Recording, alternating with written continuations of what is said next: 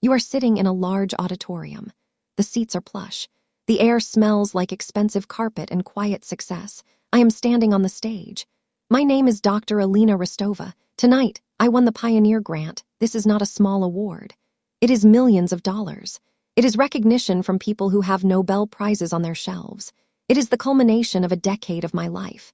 A decade of work in a lab, staring at sequencing data until my eyes burned. A decade of missing parties, of working holidays, of pouring my soul into a problem most people do not know exists. I am holding the award. It is heavy. Cold glass, I look down at the third row. Seats 4A, 4B, and 4C are empty. These are the seats I reserved for my family. My mother, Anya, my father, Mikkel, my sister, Sophia. I stand alone in a moment that should be joyful. But these empty spaces remind me of what is always missing. This feeling is not new. It is the oldest, most familiar companion I have. The silence from those chairs is louder than the applause. I am a biomedical researcher. I solve puzzles. I look for patterns. The pattern of my life has been this. I achieve. They are absent. I finish my speech. I walk off the stage. I check my phone, one text message. It is from my mother. It is not congratulations. It is not we are so proud. It is a picture. A blurry selfie of my sister, Sophia, flashing a diamond ring. The caption reads, "She said yes, Julian is the one, calling you soon." I won a grant that could change the lives of thousands of children. My sister got engaged to a man she has known for 6 weeks. I know in that instant which of these events will be the topic of conversation for the next 6 months. It will not be mine. The empty seats, the reception is loud. People are congratulating me. I smile. I shake hands. My face feels like a mask. These people, my peers, they see me. They see Dr. Rostova, the Pioneer Grant winner. They see the success. They do not see the 12-year-old girl who won the state science fair. My parents did not come to that either. Sophia had a school play that same night. She was cast as the third tree from the left. She had one line. "The wind blows." My mother told me, "Alina, your science things are wonderful, but Sophia is so sensitive. She needs our support. You understand, you are the strong one." I understood. I always understood. I sat alone in that auditorium, too. I accepted my medal. I took the bus home. I am 32 years old and I am still that girl. Taking the bus home alone with my medal. The Pioneer Grant is for my research into pediatric neurological disorders. Specifically, a rare condition that affects motor control. It is complex. It is difficult. It is also deeply personal. My childhood best friend, Sarah, suffered from it. I watched her mind stay sharp while her body failed. I promised her when we were 10 that I would fix it. She passed away when we were 19. This grant is not just for me. It is for Sarah. I find a quiet corner and call my mother. She picks up on the 4th ring. The background noise is loud. Laughter, music. "We were just talking about you." Her voice is high, strained with fake excitement. "Hi, Mom, did you see my text?" "The award? Yes, that is wonderful, dear, so great. We are so proud." It is dismissive, a checklist item. But listen, my God, the most amazing thing happened. I close my eyes. I lean my head against the cool drywall. "Sophia is engaged," she shouts. "Julian proposed. It was at the new rooftop bar. He spelled out 'Marry me' in rose petals. The entire bar applauded. Sophia said it was like a movie. Sophia is 28. She is an influencer. Her life is a performance. Her job is to be looked at. She is beautiful. She is charismatic. She is also a black hole of emotional and financial need. She has only known him for 6 weeks, Mom." "Oh, Alina, do not be so clinical," my mother scoffs. "When you know, he is perfect. He is an entrepreneur. He works in global logistics, and he adores her." I hear Sophia scream laugh in the background. "Mom, tell her about the ring. Tell her it is 3 carats. My mother lowers her voice. "It is a beautiful ring, Alina. He is a good man. This is it. I can feel it." "I'm glad she is happy," I say. The words taste like ash. "Mom, the grant ceremony." "Oh, we are so sorry we missed it." Her voice is insincere. "We just could not leave. Sophia was a wreck all day. She thought he was going to propose, and then he was late and she was crying. It was a whole drama. You know how she gets. She needed me." I'm the strong one. "Right," I say. "Well, I am heading home." "'Kay, dear, we will celebrate your thing. Soon we will have a nice dinner. But listen, we need to start planning the wedding. It is going to be huge." I hang up. I look at the glass award in my hand. Millions of dollars, years of work, my thing. The fiancé. I meet Julian 2 days later. My parents host a celebratory brunch. The brunch is not for my grant. It is for the engagement. My father, Mikkel, claps Julian on the back. My father is a quiet man. He follows my mother's emotional lead.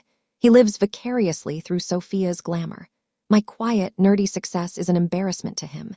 It is not visible. Julian is exactly what I expected. He is tall. He has perfect teeth. He wears an expensive watch. He talks a lot. He uses words like synergy and disruption and personal branding. He is a walking, breathing Instagram feed. He does not ask me a single question about my work. He calls me Eliza. So, Eliza, he says, leaning in, Sophia tells me you are some kind of scientist, a brainiac. Alina, I correct him. And yes, I am a researcher. That is great. That is awesome. You must be good with, like, spreadsheets. He laughs. Sophia clings to his arm. Oh, stop. She is a genius. She got a huge grant. We are so proud of her. She says this to him, not to me. She is performing the role of supportive sister. A grant, sweet, Julian says. How much? My father cuts in. Julian, we do not ask such things. My mother waves her hand. Oh, nonsense. We are all family now. It was a lot, right, Alina? Millions. She says millions with a new glint in her eye. A glint I have never seen directed at me. It is not pride. It is appraisal. It is for the research, Mom, I say. It is not personal money. It is allocated for equipment, for salaries, for the trial. Of course, Julian says, nodding. You have to reinvest in the brand, I get it. I'm scaling my logistics company right now. It is all about capital. I have a PhD in neurobiology. He is comparing my NIH-funded research to his logistics company, which I am fairly certain is him drop-shipping sneakers from his apartment.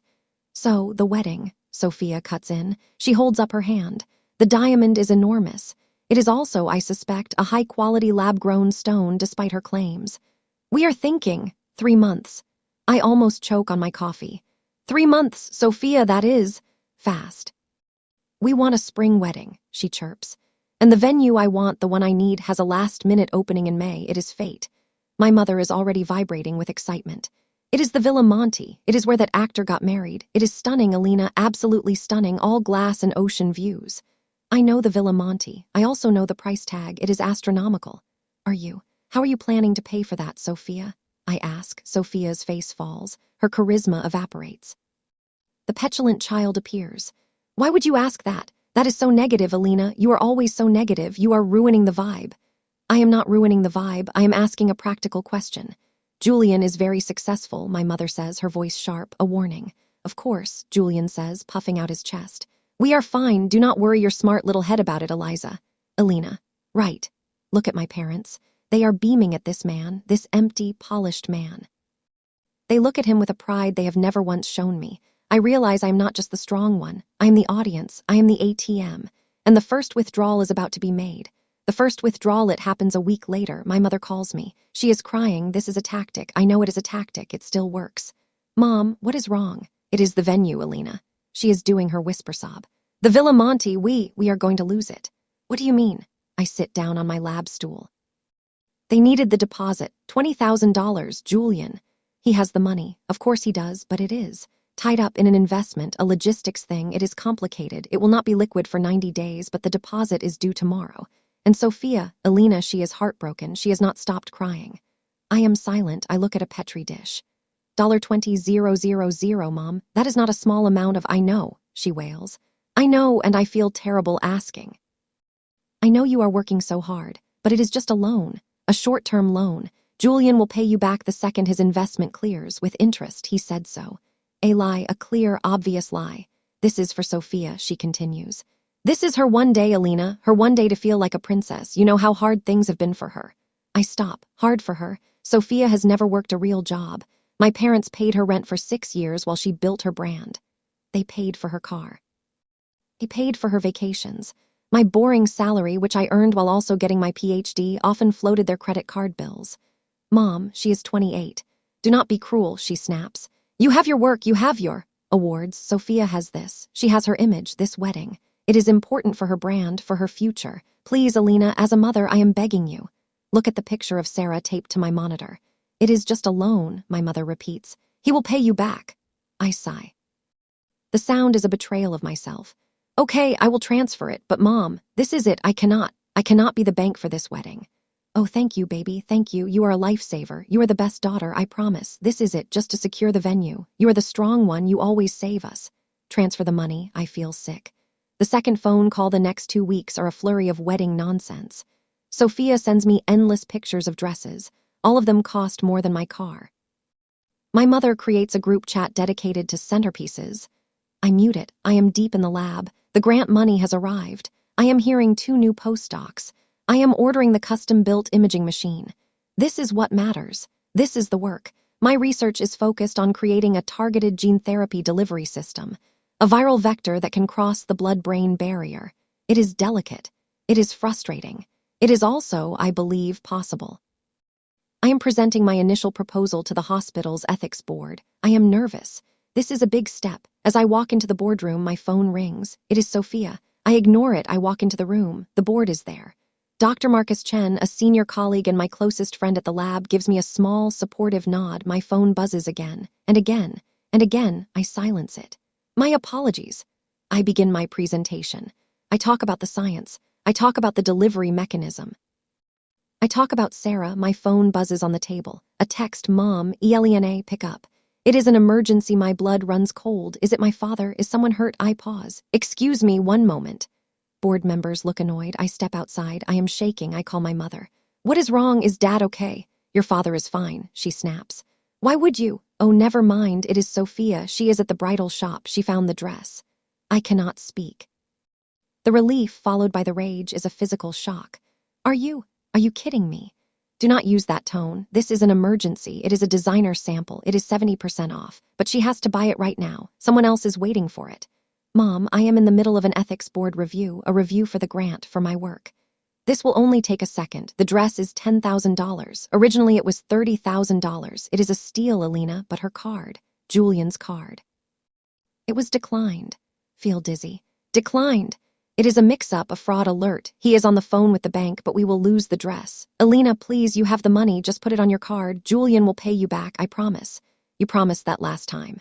He will. This is different. This is the dress. She is crying, Alina. Do you want to ruin this for her? Do you want her to walk down the aisle in something she hates? I look through the glass window. The board is waiting. Marcus is looking at me. His expression is one of concern. Mom, I say, my voice dangerously low. I am in a meeting. It is just a credit card number. It will take you 30 seconds. Are you going to be this selfish after all we have done for you? What have they done for me? What? Give me the number, Sophia sobs, grabbing the phone. Alina, why are you doing this to me? You have millions of dollars. You are a millionaire. And you are arguing over $10,000. I hate you. I hate you. You are so jealous. The word echoes. Jealous of what? Her fake life, her empty fiancé, her crippling dependency. I am not jealous, Sophia. Then prove it. Buy me the dress, please, please, Lena. It is my day. The little girl voice. The one that always worked. I look at the board. I look at my future. I look at my past. I recite my credit card number. Sophia shrieks with joy. Thank you, thank you, thank you. You are the best sister. My mother gets back on. See, was that so hard? You are a doll. Okay, I have to run. Talk soon. She hangs up. I stand in the hallway. The silence is absolute. I have just authorized $10,000 for a piece of fabric. I am shaking with a rage so cold it feels like ice. I walk back into the boardroom. Marcus looks at me. He knows. He does not know the details, but he knows the pattern. Doctor. Rostova, the board chair says, are you all right? I straighten my notes. I push the ice down.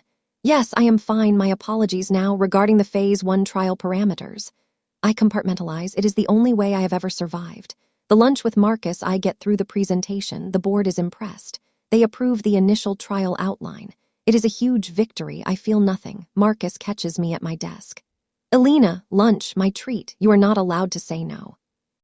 Marcus Chen is everything my family is not. He is quiet. He is logical. He is kind. He sees my work. He sees me. He is my chosen family. We sit at a small noodle shop. I stare into my bowl. That was your family, was it not? He asks gently. I nod. I do not trust myself to speak. Alina, you are the most brilliant person I know. You are also the most exploited. Marcus, please, I cannot. I am going to say this once, he says, putting down his chopsticks. I am your friend. I'm not your family, so I can be honest. They are thieves. They are my family.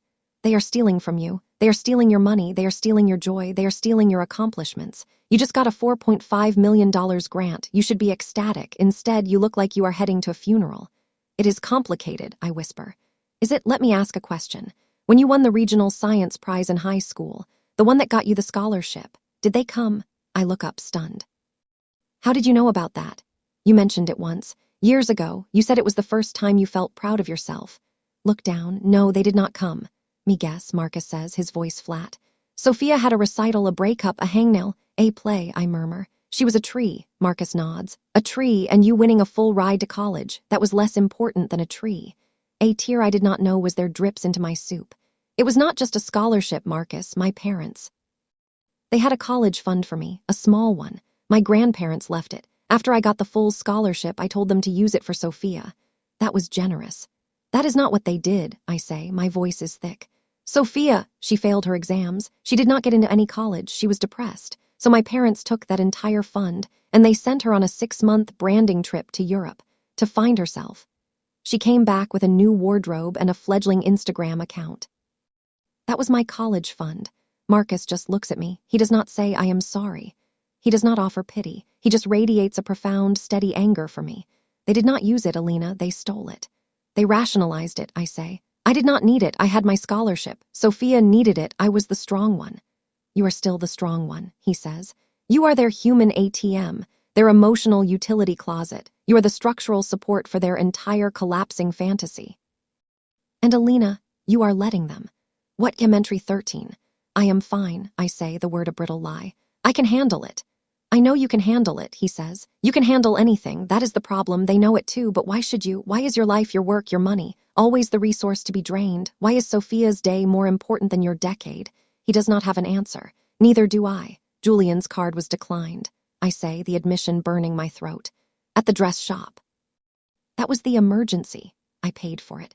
Marcus closes his eyes. 10,000. I nod. $30,000 in total so far. I nod again.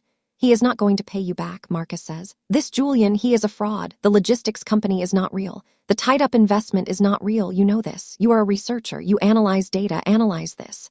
No, he is right. The data is clear. Julian is a parasite, and my family, they are the willing hosts. And they are offering me as the meal. What do I do, Marcus? You are a scientist, he says. You are facing a contamination. You do not negotiate with it. You do not feed it. You isolate it. You cut it off. I cannot cut off my family. You not, he asks. Or are you just afraid of what happens when you stop being the strong one, and you finally let them see the bill for their own lives? I have no answer. The flashback that night, I cannot sleep. Marcus's words echo. You isolate it. I am back in my childhood bedroom. I am 17. I have a letter in my hand. It is my scholarship acceptance. It is a full ride. It covers tuition, room, and board. I run downstairs. My father is watching television. My mother is on the phone. Sophia is painting her nails. I got it, I yell. I got the full scholarship, my father grunts. Good, good, Alina. His eyes do not leave the screen. My mother holds up a finger, still talking. No, Cindy, she did. That is awful. I stand there, the letter trembling. Mom, a full scholarship. That is wonderful, dear, she says, her hand over the receiver. We knew you would. You are so smart. Now hush, I am on the phone. Look at Sophia. She blows on her nails. Does that mean you are not taking the college fund? She asks. What? I guess not. Why? Sophia looks at Mom. A silent conversation passes between them. Well, Sophia says, I was thinking, since I am not going to college. It is not fair that you get all that money. It was for my college, Sophia. It is from Grandma. You do not need it now, she says, as if this is simple logic. You get to go to school for free. I get nothing. I am stuck here. It is not fair. Look at my mother. She is off the phone now. She has that look. The let's be reasonable look that always means I am about to lose. Alina, your sister has a point, Mom says. You are all set. You are on your path, but Sophia, she is struggling. She is so creative, but she is lost. I am not all set, Mom. I still need books, supplies. We will help you with that, she says brightly. From our account, but the fund from your grandmother. Let's be fair. Let's give Sophia a chance to find her footing. A little trip, maybe, to find some inspiration. Little trip became 6 months. It became finding herself in Paris, Milan, and Barcelona. It became the foundation of her influencer career. It was my money. They took it, and they made me feel guilty for even questioning it. They made me feel selfish for having earned a scholarship. My success was used as a justification for their theft. I am 32, and I am still letting them do it. The discovery the next month is a blur. I am working 18-hour days. The lab is my sanctuary. The data is clean. The data is honest. It does not lie. It does not manipulate. We have a breakthrough, a small one.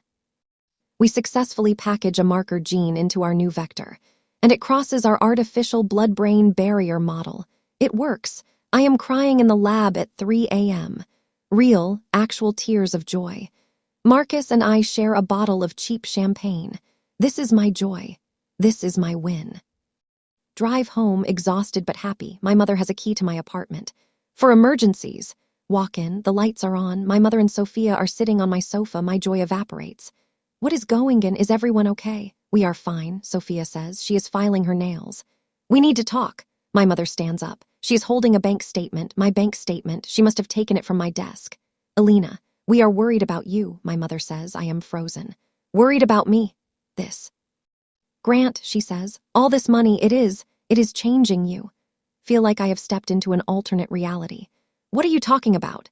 You are becoming hard, my mother says. You are obsessed with this work. You are stingy. You are not the girl we raised. Stingy. I have given them $30,000 in 1 month. And we found this, Sophia says. She holds up a letter. It is from a financial advisor. I grab it. It is a proposal I had requested.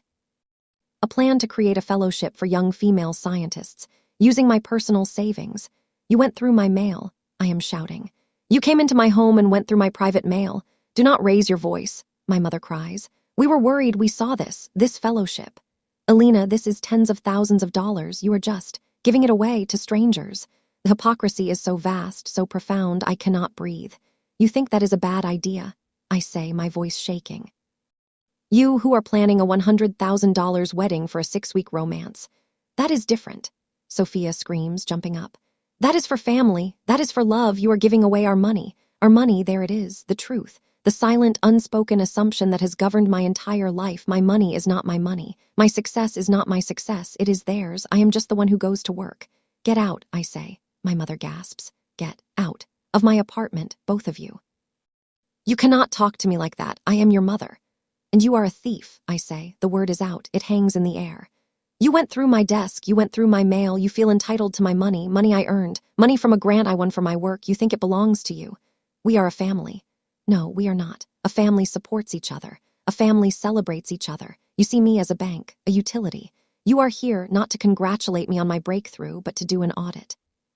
Sophia bursts into tears. You are a monster. You are jealous. You have always been jealous of me. Get out, I repeat. I open the door. My mother grabs her purse. She is white with rage. You will regret this, Alina. You will be all alone, and you will deserve it, all alone with your data. She pulls Sophia out. She slams the door. I sink to the floor. I am shaking from head to toe. Our money. The logistics. The next morning, I change my locks. I feel a strange, cold clarity. The fog of guilt, the lifelong conditioning, it is burning away. All that is left is the hard, clean data. They are parasites. I do what I do best. I research. I open my laptop. I type in Julian Vance. It is almost too easy. His logistics company has a website. It is a template. The address is a P.O. box. The testimonials are stock photos. He is not a global logistics entrepreneur. I dig deeper. Public records, social media. He is a grifter. He has a history. Small claims court. Evictions. He finds women, usually women with some money or status, and he charms them. He lives off them. He drains them. And then he moves on. He does not have any tied-up investments. He has credit card debt. A lot of it. The $20,000 I loaned them for the venue. I would bet my grant it did not go to the venue. I call the Villa Monte. I pretend to be Sophia's wedding planner. Yes, just calling to confirm the deposit for the Rostova Vance wedding in May. The woman on the other end is confused. Rostova Vance, we have no such booking. That is impossible. Sophia Rostova. Ma'am, we have no deposit for that name. We had a hold on the date, but the $20,000 deposit was never paid. The hold was released 3 days ago. My blood turns to ice. Date is gone, she says. It was booked this morning. I am sorry. They lied. The $20,000. The $10,000, it is gone. It went straight into Julian's pocket to pay his debts, to buy the ring, and my mother knew, she knew, and she let him. She helped him steal from me. I am not just angry, I am hollow. This is not a family. This is a criminal conspiracy. The calm before the storm. For 3 days there is silence. They do not call. I do not call. I go to the lab. I work. I meet with Marcus. I tell him everything. He listens. He does not say, I told you so. He says, what is your next move, Dr. Rostova? I am cutting them off, I say. Financially, completely. I am contacting my lawyer. I am removing my mother from my emergency contact list. I am changing my will. Also good. But Marcus, I hesitate. It is not enough, it feels. Passive, I am just stopping the bleeding, but the wound, the theft, all those years, they just get away with it. What do you want, Alina? He asks. Revenge. I want justice, I say. I want them to understand, I want them to see what they threw away, what they took for granted. You cannot make them see, Marcus says. Narcissists cannot see, they only see reflections, but you can change the reflection. You can show them exactly what they lost. How? You are Dr. Alina Rostova, he says. You have $4.5 million. You have a brilliant mind. You have a purpose. They have nothing. A fake ring, a fake job, and a lifetime of debt. You do not need to do anything to them. You just need to live and live well. But if you want to make a statement, let's make one. He smiles. Your fellowship idea, the one for young scientists. What about it? Let's think bigger, much, much bigger. The meltdown, the phone call comes on a Saturday. I am in my new apartment. I moved. I did not leave a forwarding address. It is Sophia. She must have gotten my new number from a relative. She is not chirpy. She is screaming. Venue, the Villa Monte, it is gone. They gave our date away, Alina. They said they never got the deposit. Did you hear me? They never got the deposit. I am calm. I heard you. Do you mean you heard me? This is a disaster. Julian is. He is on the phone with his bank. It is a mix-up. It has to be a mix-up. But they need another $20,000 right now to get on a waiting list. No, the word is quiet, but it is solid. It is a wall. What did you say? I said, no, Sophia, I am not giving you any more money. This is not for me, she shrieks. This is for the deposit, the one Julian already paid. The bank messed up. You will get it back. He never paid the first deposit, Sophia, I say. My voice is flat. I called the venue. They never received it. He took my $20,000, and you and Mom let him. You lied to me. There is a dead silence on the line. Sophia's voice, when it comes back, is different. It is cold. You called them, she whispers. You went behind my back to sabotage my wedding. I was verifying a fact. I am a scientist. You are a monster, she screams. A jealous, dried-up monster. You cannot stand that I am happy, that I found someone who loves me. You want me to be miserable and alone like you, alone like me. Julian does not love you, Sophia. He is a con man. His company is a shell. He is in debt. I checked the public records. He has evictions. He has lawsuits. He is using you. Lies, you are lying.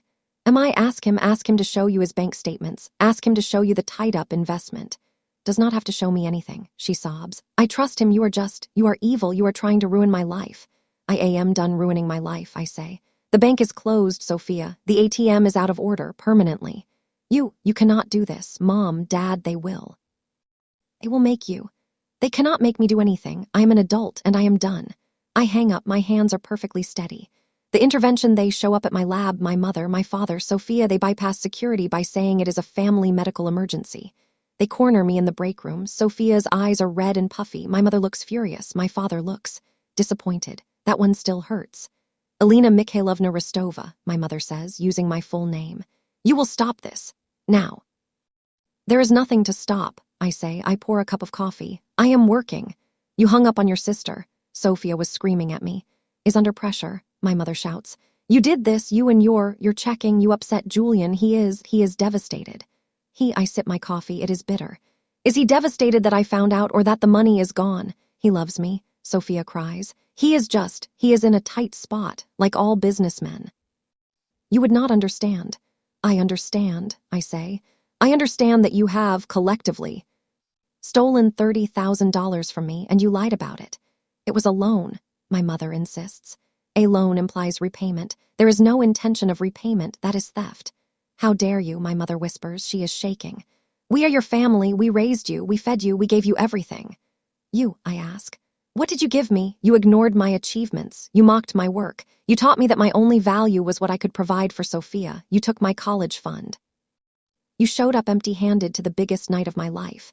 And then you had the nerve to come to my home, go through my mail, and tell me I was selfish for wanting to spend my own money on something other than your daughter's fantasy. My father speaks. His voice is heavy. Alina, this is not you. You are angry, but you are destroying this family over money. I am not destroying it, I say. I am just not paying for it anymore. You are the ones who are destroying it. This is it, Alina, my mother says. Her eyes are slits. This is the line. You have a choice. You can be a daughter. You can be a sister. You can help us fix this. Or you can be that. She waves a hand at my lab coat. Alone, this is the ultimatum. I have been dreading it my whole life, their love or my life. Sophia is your sister, my father says softly. She is in trouble. She needs you. Look at Sophia. She is glaring at me, her arms crossed, entitled, angry. She does not look like she is in trouble. She looks like a child who was told no. She is, I agree. She is in trouble. She is engaged to a criminal. And you, I look at my parents, are her enablers. You have been her whole life. Need $50,000, Sophia blurts out. I blink. What? That is what it will take, Sophia says. Her voice is calculating. The tears are gone. To fix it, to get a new venue, a better one, and to help Julian with his cash flow problem. $50,000 from the grant. We know you have it. My mother nods. It is a small price, Alina, to keep this family together. They are not even pretending anymore. The $30,000 was a test. This is the heist. $50,000, I repeat. It is nothing to you, Sophia says. It is a drop in the bucket. You will not even miss it, and it will. It will buy our forgiveness. It will make this all go away. Buy their forgiveness. I look at them. My mother desperate for status. My father weak and enabling. My sister a black hole of need. This is the family I have been killing myself to please. The pivotai start to laugh. It is not a happy laugh. It is a dry, sharp, painful sound. You are insane, I say. You are all clinically insane. Not laugh at us, my mother screams. You think you can extort me. You think my grant, the $4.5 million I received from the National Institutes of Health, is your personal slush fund? It is for science, my father mutters, suddenly looking nervous. Yes, it is. It is for pediatric neurobiology. It is for equipment that costs $800,000. It is for salaries. It is for trial insurance. It is for children with neurological disorders. It is not for your flower arrangements. It is not for Julian's credit card debt. I lean in. That money is not mine. It is the hospital's. It is the public's. It is legally allocated. If I took $1, and gave it to you, it would be a felony. It would be embezzlement. I would lose my grant. I would lose my job. I would lose my entire career. I could go to prison. They stare at me. Blankly, my mother is the first to recover. Oh, well, you have your own money, your salary. My salary, I say, which I will be using for myself and my own priorities. So this is it, Sophia whispers. You are choosing this stupid, boring building over me. I am not choosing a building, Sophia. I am choosing me. I am choosing my life, my work, my integrity. I am choosing the promise I made to a little girl who died. I am choosing something real. Look at my father. I am sorry, Dad. I really am, but I am done. Alina, he pleads. No, walk past them. I open the break room door. Marcus is standing right outside. He heard everything. Security is on the way, Dr. Rostova, he says. His voice is formal. But his eyes are proud. Thank you, Dr. Chen. My mother gasps. You called security on your family. You are trespassing, I say. You are harassing me at my place of work. You are no longer welcome here. You are no longer welcome in my life. We are done. Security guards round the corner. My mother looks at me. Her face is not sad. It is not angry. It is erased. It is the face of someone looking at a stranger. You are dead to me, she whispers. You are not my daughter. I know, I say. And for the first time, the words do not hurt. They are just a fact. They are escorted out. I go back to my lab. I sit down. I look at my data, and I get back to work. The reckoning, the aftermath is quiet. I expected. I do not know what I expected. More screaming, more calls, but there is nothing. Just silence. The silence is a physical presence. It is the sound of a 30-year-old tumor being excised. It is painful, but it is clean. A week later, I get a package. A box. It contains every photograph of me from the family home. My baby pictures, my high school graduation, my PhD ceremony, they did not come to that either. Sophia had a bad breakup. There is a note from my mother. We are respecting your wishes. You are no longer Rostova. Have a good life with your data. I look at the pictures, the girl with the hopeful, anxious smile. The girl who just wanted them to be proud. I put them all in a storage box. I am not that girl anymore. I am Dr. Alina Rostova. 2 weeks later, the wedding happens. I find out from a distant cousin's social media. It is not the Villa Monte, it is a courthouse. A city hall. Sophia is wearing a white dress. It is not the $10,000 designer gown. It looks like it is from a fast fashion website. She is not smiling. She looks angry. Julian is beside her. He looks cheap. In the harsh fluorescent light, his charm is gone. He just looks like a man in a rented suit. There are no guests. Just my parents. My mother is wearing black. The social media post is defiant. Mr. and Mrs. Vance, true love does not need a big party, just real love. Bless true love soulmates. The comments are sparse. I look at the picture for a long time. I feel nothing, not pity, not satisfaction, just empty. The end of an era. The black hole finally consumed itself. The new foundation. So, Marcus says, we are at my new apartment. We are eating pizza. They are gone. They are gone. Do you feel empty? I admit. But clean, like my apartment after a deep, brutal spring cleaning. I am tired, but I can breathe. Good, he says, because we have work to do. He pulls out a laptop. The fellowship idea, it was good, but it was small. This grant, it gives you leverage. Your name, Dr. Rostova, is now a name. The Pioneer Grant, it has weight. What are you thinking, Marcus? I am thinking. We do not just fund one student. I am thinking we build something. We create a partnership between your grant's research and the hospital's clinical side. He pulls up a proposal. The pediatric wing, he says, is underfunded. They have the patients. We have the technology. They have the need. We have the grant. What if we combine them? Combine them how? We create a new center, he says, his eyes bright. A dedicated wing. For research and treatment. We use your grant money, the allocated funds, to buy the equipment. We use it to fund the staff, and we use your personal savings, the money you were going to use for the fellowship, the money you did not spend on that wedding. As a donation. As a founding donation, he corrects me. To build the new space, to make it comfortable for the kids, to bridge the gap between the sterile lab and the healing room. See it.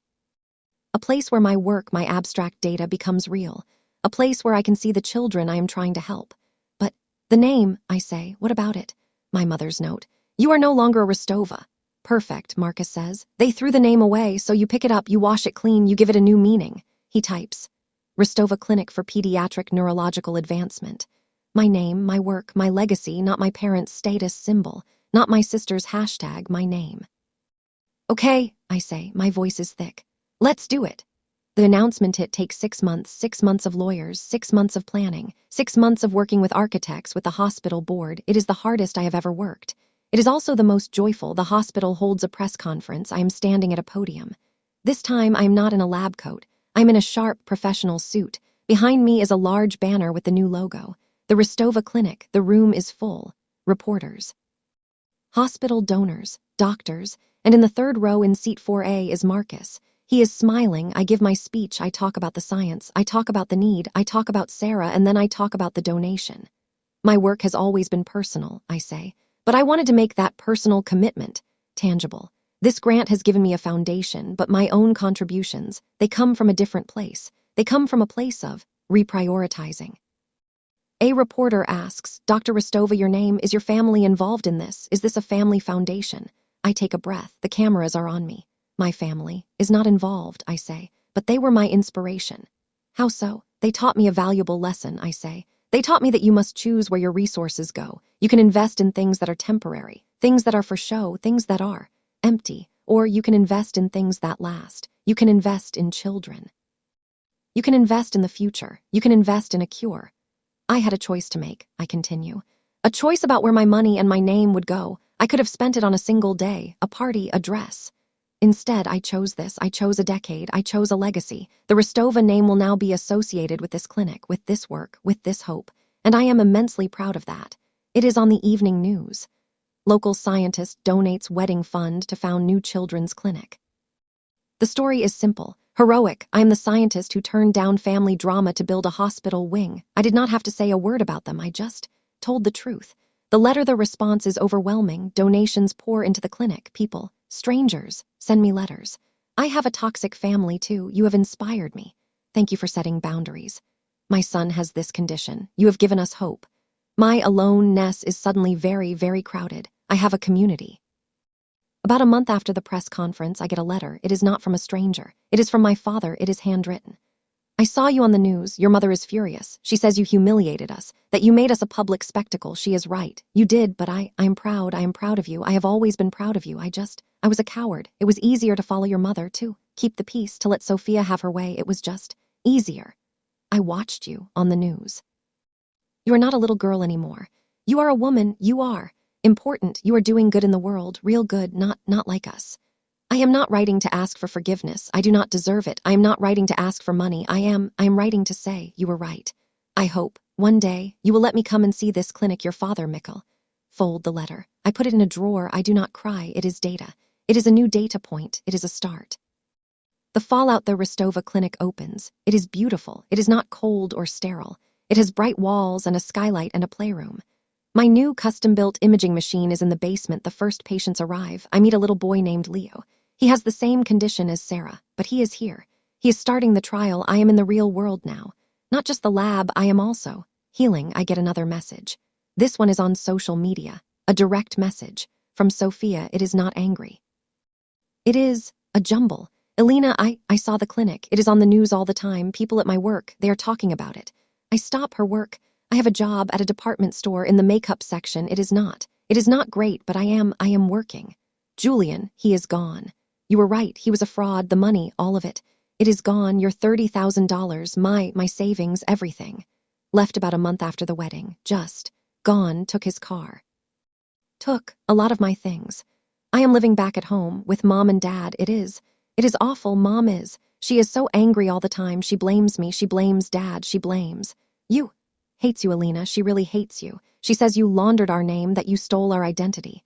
I smile at that. Laundered. Yes, I did. I washed it clean. I do not hate you, she writes. I am jealous. I always have been. You were smart. You had a purpose. I was just pretty. Mom always said that was enough. It is not. I am sorry. I am sorry I took your money. I am sorry. I was awful. I know you will not forgive me. I do not deserve it. I'm glad. I am glad you did something good with it. The clinic looks nice, Sophia. I read the message. I read it 3 times. I type a reply. Thank you. I hope you are okay. I hit send. It is enough. The visite year passes. The clinic is thriving. Our research. It is working. We are seeing improvement. We are seeing motor skills stabilize. In some cases, we are seeing them return. Leo can hold a pencil now. It is not a cure. Not yet. But it is a miracle. I am working late. Marcus left hours ago. The security guard at the front desk buzzes me. Dr. Rostova, you have a visitor. I am not expecting anyone. Is, a Mr. Rostova, he says. He is your father. My breath catches. Send him up. He walks into the clinic lobby. He looks older, thinner. He is holding a small potted plant. We just look at each other. Hi, Dad. Alina. His voice is rough. It is wonderful. Do you want a tour? He nods. I walk him through the halls. I show him the playroom. I show him the labs. I show him the plaque with my name on it. He touches the engraved letters. Rostova! She is still angry, he says. I know. She will not change. She lives in the past. She lives in what she thinks she deserved. Status, a rich son-in-law. Sophia, she is trying, he says. She is in night school for accounting. Can you believe it? She says. She says she wants to understand numbers. She is still, Sophia, vain, difficult, but she is different. She is not black hole anymore. He looks at me. His eyes are clear. This, he says, motioning to the clinic. This is real. I wasted so much of my life chasing her dreams, your mother's dreams, Sophia's dreams. I never even asked you about yours. You are here now, I say. Brought you this. He hands me the plant. It is a small, sturdy-looking succulent. It does not need much. It is strong. He is crying, my father, who I have never seen cry. I am so proud of you, Alina. I am so proud. I am sorry it took me this long to see you. Take the plant. I do not hug him. It is not. We are not there, but I nod. Thank you, Dad, for the plant. It is perfect. He stays for an hour. He asks me about my work. He asks real questions, about the vectors, about the patients. He listens. It is the first real conversation we have ever had. The new family life finds a new normal. My family is no longer a source of pain. It is just a source, a fact, like a scar. It is part of my history. It is not my future. My future is here. My future is in the lab. It is in the clinic. It is. With Marcus, we are at dinner. It is the 2-year anniversary of the clinic's opening. It is not a date, or maybe it is. Our friendship has become more. It is easy. It is built on respect. It is built on shared purpose. You know, he says, you are happy. I stop. What? You are. You smile, not the polite, strained mask you used to wear. You actually smile. You laugh at my bad jokes. Your jokes are terrible, I say. I know, but you laugh. It is nice. He reaches across the table. He covers my hand. You did it, Alina. You won. It was not a war, Marcus. It was a war for your soul, and you won. Look at our hands, his warm and steady. I did not do it alone, I say. No, he agrees. You did not. I'm not the strong one, not anymore. I am just me. And that is, finally, enough. The final data point 3 years after I won the Pioneer Grant. I am presenting our findings at a global medical conference. In Berlin, our trial. It is a success, a resounding success. We have statistical significance. We have proof. We can slow this disease. The auditorium is massive. Thousands of people. I finish my presentation. The applause. It is thunderous. It is a wave. I stand there. I think about that other auditorium, the one with the 3 empty seats. This room is full. After I am checking my messages, there is an email from Sophia. It is a picture of a baby, a little girl. This is Lily, she writes. She is 3 months old. I'm a mom. I am still with my accounting courses. It is hard, but it is good. The father, he is a good man. He is a librarian. He is not. Global logistics. He is just kind. I wanted you to know. Look at the picture of the baby. My niece, I type back. She is beautiful, Sophia. Congratulations. I think about my mother, a grandmother. I wonder if this will soften her. I get an email back almost instantly. Mom knows she is not. She is the same. She told me I should have held out for better. But Dad loves her. He built her a crib. I close mime some things, some patterns. They do not change. You cannot fix them. You can only step outside of them. The reflection. I am sitting in a cafe in Berlin. It is snowing. My phone rings. It is Marcus. How did it go, Dr. Rostova? It went well, Dr. Chen. The New England Journal of Medicine called. They want to publish. That is good. I am smiling, a real smile. Come home, Alina, he says. His voice is warm. Leo is asking for you. He drew you a picture. It is I think it is a viral vector or a very angry flower. I laugh. I will be on the next flight, I say. I hang up. I look out the window. At the snow. My name is Dr. Alina Rostova. My mother said I was dead to her. She was right. The person I was. The daughter she wanted. She is dead, the girl who lived for their approval, the girl who paid for their love, the girl who was strong enough to carry them all. She is gone, and in her place is me. I am not a victim. I am not an ATM. I am a scientist. I am a founder. I am a friend. I am a partner. I did not set out for revenge. I set out to survive, but it turns. Revenge.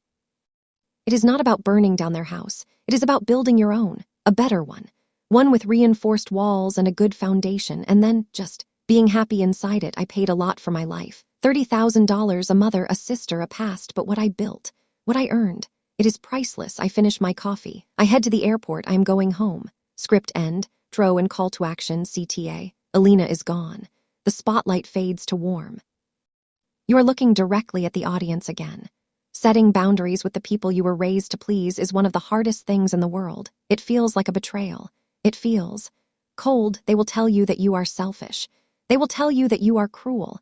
They will tell you that you are destroying the family, but you are not. You are just refusing to be the fuel for their fire anymore. Alina's revenge was not loud. It was not explosive. It was precise. She just took her name, her money, and her energy, and she redirected it. She stopped funding their fantasy, and she started funding her reality. Sometimes the most powerful thing you can do is to stop, to say no, and to use that no to build a yes for yourself. Pause. My question for you is this, and I want you to be honest. Have you ever had a moment where you knew you were being used, but you went along with it just to keep the peace? Let me know in the comments. I read them.